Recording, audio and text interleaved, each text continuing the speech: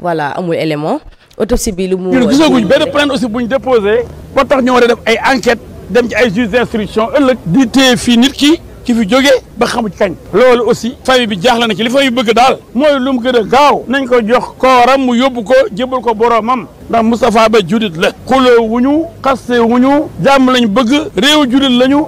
réewu droit la ñu tamit droit bi li mu wax mooy bu fekkee dafa am cadavre bu dee dafa am chapitre premier bi mooy des crimes et des délits flagrants bu dee dafa am fii crime ñun gisuñu ko pour le moment kenn neewul dañoo rey Moustapha ba léegi kon gisuñu lu tax procureur war cee dugal loxoom loolu daal jaaxal nañ kon ñu ngi koy ñaan mu jox ñu këyit bi tax ñu mën a dem denc sunu niw ki nu gën a gaawee ci jàmm ak salaam ay respect parce que respecté nañ procureur respecté nañ loi mais loi bi li mu wax li leen naa leen ko léegi loolu daal moo fi am tey président de la République war naa teew fii si nga xam ne mooy levée de corps am loolu la mérito premier ministre Ousmane Sonko war naa teew fii tey parce que loolu la mérito mais malheureusement dem nañu bàyyi ko fi bàyyi ñoo moom ñun ay gor lañ parce que ñun ak moom ñoo nekkoon dernier passage am assemblée nationale ñun ñii ñoo ko doon waxal ak moom di ko tagg ci taxawaayam ak bits boo xamante ne ni mu koy doxalee lu jaar yoon la malheureusement nag nii ginnaaw mujjee naqari na ma nit ku feebar ñu lay teg ay coow nit ku génn àddina ñu war laa jébbal say mbokk ñuy def suspension li nga xam mooy levée de corps bi metti na ma procureur de la république moo joxe ndigal pour ñu def autopsie bi am na sañ-sañ waaye tamit am nañ sañ-sañ tamit jébbal corps bi ay mbokkam pour ñu dem jébbal ko boromam parce que nag malaaka yu baax yi ko war a teer ñu ngi koy xaar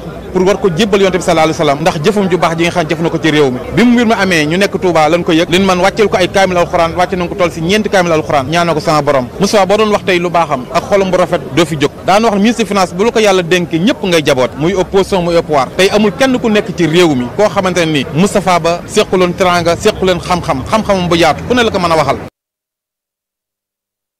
merci beaucoup Régie Assane dégg nañ ki nga xam mooy Maître El Hadji Diouf ginnaaw ba ñu annoncé li nga xam mooy autopsie bi xamle que ne mort bi kat nekkul mort bu naturel maanaam daal am na ay mbir yoo xam ne mi ngi ci biir ba sax procureur jël li nga xam mooy boobu le dossier jox ko waa DIC Maître El Hadji Diouf dégg nañ ko muy sàkku ne nañ leen jox papier. Trouvez le séjour idéal sur l'appli booking.com. Un hôtel en ville ou un séjour au bord de la mer. ñu ngi koy ñaanal yàlla xare ko àjjana te jéggal ko. allahumma amiin. ndax nit moom soo génnee àddina rek génn nga àddina mënatuñoo fexe ba nga nekkaat wala nga wax. waaye nag am réew ni muy doxee bu fekkee ni am na. nit koo xamante ni bàyyikoo na fi ñaare bu fekkee ni bàyyikoo gi nga fi bàyyikoo am nay lënt procureur da see war a dugal loxoom. lenn daal moo ma si xaw a jaaxal tuuti rek.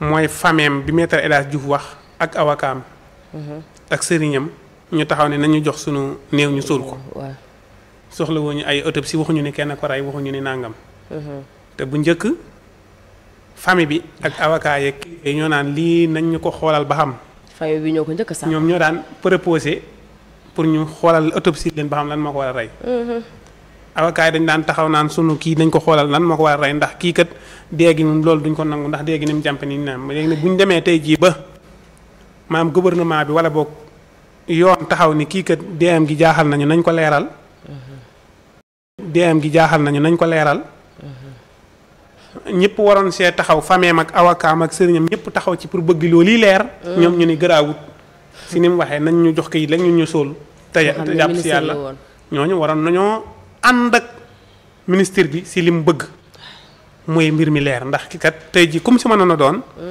bu fekkee ne am nga ko fi bàyyikoo gi gaaw wala mu nàngam yoon ni la sa kii fi bàyyikoo de danañ ko jël autopsie xoolal ko suñu bopp lépp doo si fay dërëm xam nga tey ji ñii famille bi ak Maître El Hadji Diouf ñoom ñoo war na jël kii yóbbu ko si fayal ko ñu autopsie ba wax leen lan moo ci ne mais nag comme que yoon jël na engagement yi di leen ko defal kon buñ ko patamee buñ ko yuuxu nañ bàyyi mu def liggéeyam bu noppee bu leen ko joxee ni leen déggu naturel la ñu dem suul ñaanal ko yàlla bu nee am na lu si lënt ñu daal dem suul bu ko defee la si lënt gouvernement bee si des li mu jéggéen dañ ne am na ay lënt voilà léegi nag boobaa ñoom seen yoon nekkutu si nañ jël seenum néew suul saraxal ñaanal yàlla léegi bàyyi yoon mu continuer lijjanti lënt yooyu saa bu leeree ñu ñëw xamal leen ni leen seen doom ji kat lii ko rey. parce que dañoo mais procureur dafa sàkku à ce que date bi nga xam ne moom lañ jàppoon ngir denc ko ñu daal di koy toxal mais nag waxuñu exactement kañ lañ koy denc mais pour le moment kenn dencagu ko.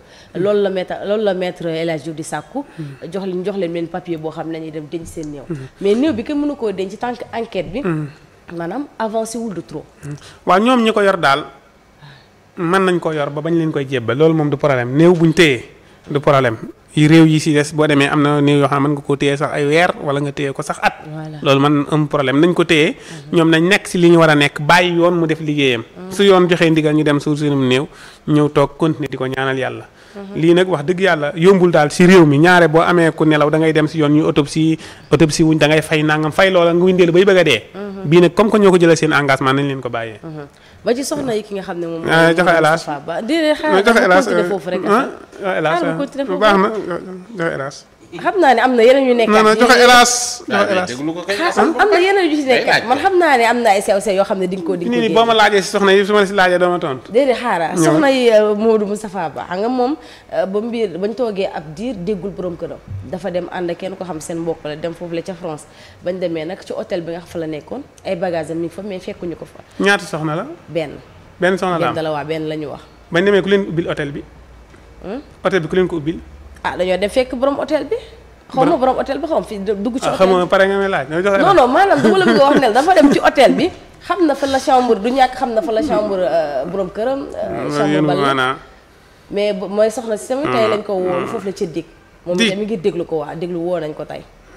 muy muuru soxna si muuru. waaw veuve la mais wool nañ ko tey parce que enquête bee tax. joxe hélas. asalaam moo ci xalaat. déedéet. ok voilà ça. nan nga gisi mbir mi nga xam ne.